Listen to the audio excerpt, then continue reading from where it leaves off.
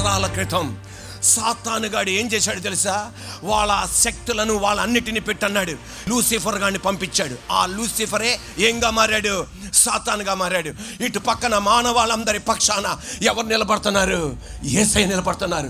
దావీదు ఇశ్రాయేల్ పక్షాన నిలబడినట్టుగా ఎంటైర్ భూమి కోసం, ఎంటైర్ మానవాళి కోసం, ఆదాము మొదలుకొని యేసయ్య రాకడ వరకు ఉన్న మానవాళి కోసం, ప్రజల పక్షాన యేసయ్య నిలబడుతున్నాడు.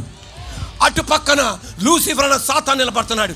కానీ గొల్గోతా కొండపైన నా యేసయ్య 2 చేతుల్లో మేకులు కొట్టించుకొని, 2 కాళ్ళలో మేకులు కొట్టించుకొని, తలలో ముళ్ళకిండం పెట్టించుకొని సాతాను తలను పగలగొట్టి 3వ రోజు తిరిగి లేచి ఎంటైర్ మానవాళికి విజయం ఇచ్చాడు ఆయన.